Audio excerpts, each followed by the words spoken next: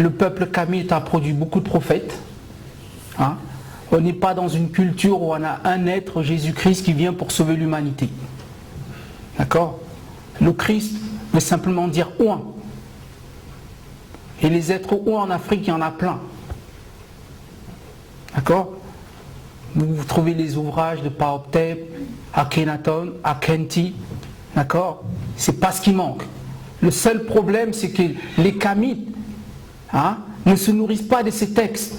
Ils préfèrent aller lire des textes venant d'autres pays, qui sont des interprétations de nos textes, et nous font le coup du chocolat.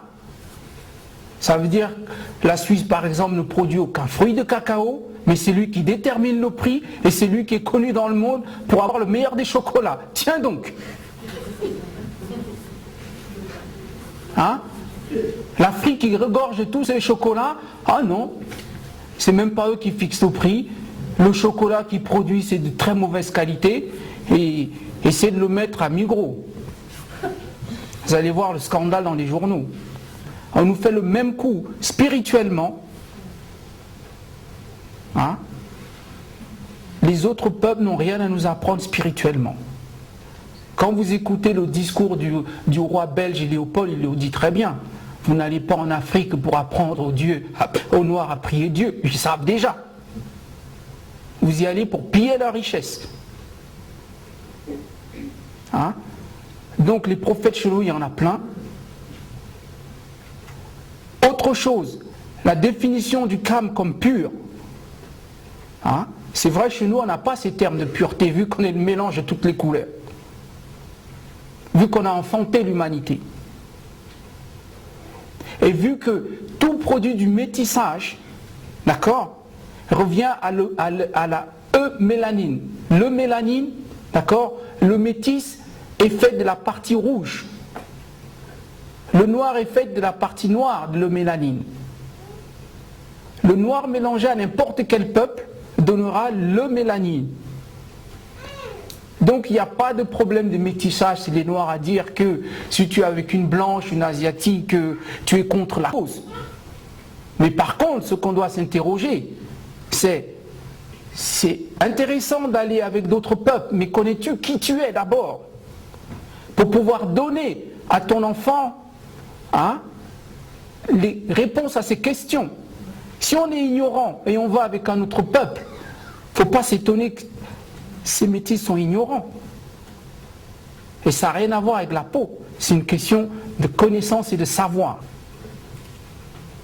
Quand on sait que tout métis est forcément noir, la question ne se pose plus. Pour le métis, et se demander, est-ce que je suis blanc ou noir? Biologiquement, tu es noir.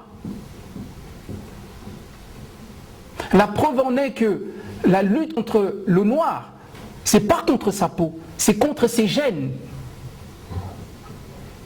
C'est pour ça qu'aux États-Unis, si tu as une goutte de sang noir, tu es un noir. On ne lutte pas contre le noir à cause de sa peau. C'est ce qu'on nous fait, c'est les gènes. Un métis a les gènes noirs. Biologiquement, il n'a pas la phénomélanine. Donc pour répondre par rapport à ce débat de pureté de la race, pour ou contre le métissage, ça c'est des faux débats chez les Kamites. C'est d'ailleurs pour ça que quand les Kamites allaient en Europe, en Asie, ils n'ont jamais imposé leur Dieu. Ils n'ont jamais imposé ces peuples à prendre les noms Kamites, comme on nous a fait. Tous les Africains portaient les noms de nos envahisseurs. Les José à James, à Peter, à Ernest.